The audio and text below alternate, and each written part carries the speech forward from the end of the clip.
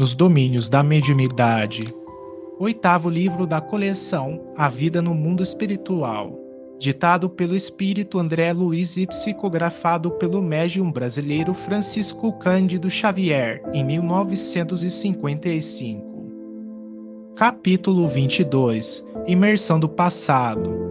Em companhia do assistente, tornamos a segunda reunião semanal do grupo presidido pelo irmão Raul Silva, a cuja organização nosso orientador não regateava simpatia e confiança. O conjunto de trabalhadores não se alterara na constituição que lhe era característica. A pequena fila dos obsessos, todavia, apresentava modificações.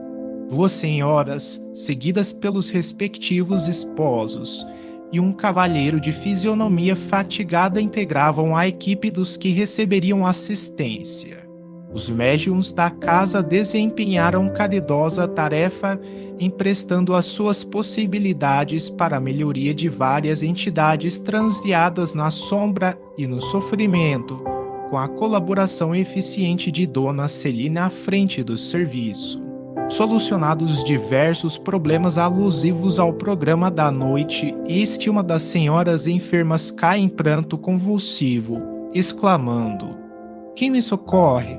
Quem me socorre?" E comprimindo o peito com as mãos, acrescentava em tom comovedor: "Covarde, por que apunhalar, assim, uma indefesa mulher? Serei totalmente culpada. Meu sangue condenará seu nome infeliz." Al, com a serenidade habitual, abeirou-se dela e consolou-a com carinho. "Minha irmã, o perdão é o remédio que nos recompõe a alma doente. Não admita que o desespero lhe subjugue as energias. Guardar ofensas é conservar a sombra. Esqueçamos o mal para que a luz do bem nos felicite o caminho. Olvidar. Nunca. O Senhor sabe o que vem a ser uma lâmina enterrada em sua carne. Sabe o que seja a calamidade de um homem que nos suga a existência para arremessar-nos à miséria, comprazendo-se, depois disso, em derramar-nos o próprio sangue. Sim, sim, ninguém lhe contraria o direito à justiça, segundo as suas afirmações. Entretanto, não será mais aconselhável aguardar o pronunciamento da bondade divina? Quem de nós estará sem mácula? Esperar, esperar? Há quanto tempo não faço outra coisa? Em vão procuro reaver a alegria. Por mais me dedique ao trabalho de romper com o pretérito, vivo a carregar a sombra de minhas recordações, como quem traz no próprio peito o sepulcro dos sonhos mortos. Tudo por causa dele, tudo pelo malvado que me arruinou o destino. E a pobre criatura prorrompeu em soluços, enquanto um homem desencarnado, não longe, fitava com inexprimível desalento. Perplexos, Hilário e eu lançamos um olhar indagador ao assistente, que nos percebeu a estranheza, porquanto a enferma, sem a presença da mulher invisível que parecia personificar, prosseguia em afetiva posição de sofrimento. "Não vejo a entidade de quem a nossa irmã se faz intérprete", alegou Hilário, curioso. "Sim", disse por minha vez, "observo em nossa vizinhança um triste companheiro desencarnado. Mas se ele estivesse telepaticamente ligado à nossa amiga, de certo a mensagem definiria a palavra de um homem, sem as características femininas da lamentação que registramos. Em verdade, não notamos aqui qualquer laço magnético que nos induza a assinalar fluidos teledinâmicos sobre a mente da médium." Aulus afagou a fronte da doente em lágrimas, como se lhe auscultasse o pensamento, e explicou: "Estamos diante do passado de nossa companheira. A mágoa e o azedume, tanto quanto a personalidade supostamente exótica de que dá testemunho, tudo procede dela mesma. Ante a aproximação de antigo desafeto, que ainda persegue de nosso plano, revive a experiência dolorosa que lhe ocorreu em Cidade do Velho Mundo, no século passado, e entra em seguida a padecer insupitável melancolia. Recomeçou a luta na carne, na presente reencarnação, possuída de novas esperanças, contudo, tão logo experimenta a visitação espiritual do antigo verdugo, que a ela se enleia através de vigorosos laços de amor e ódio, perturba-se a vida mental, necessitada de mais ampla reeducação. É um caso no qual se faz possível a colheita de valiosos ensinamentos.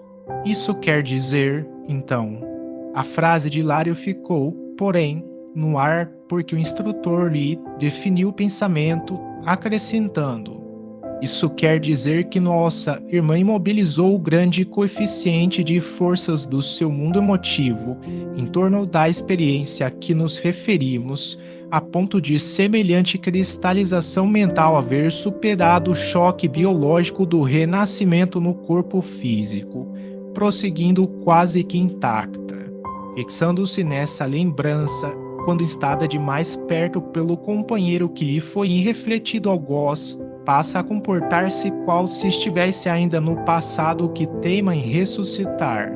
É então que se dá a conhecer como personalidade diferente, a referir-se à vida anterior.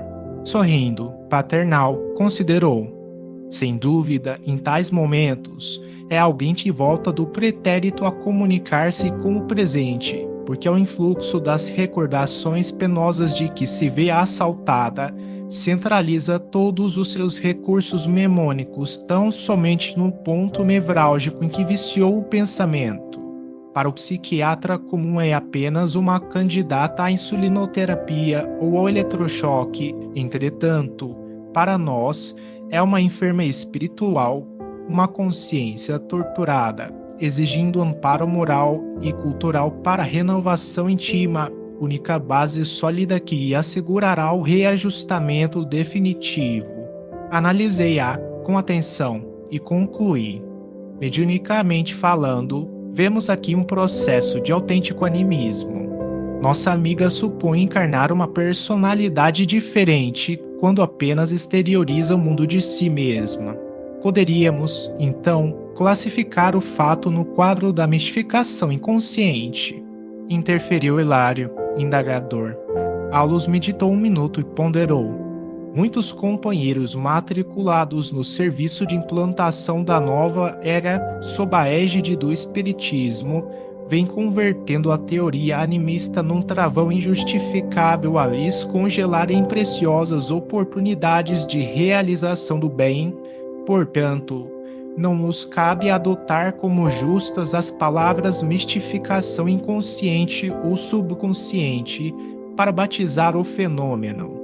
Na realidade, a manifestação decorre dos próprios sentimentos de nossa amiga arrojados ao pretérito, de onde recolhe as impressões deprimentes de que se vê possuída, externando-as no meio em que se encontra.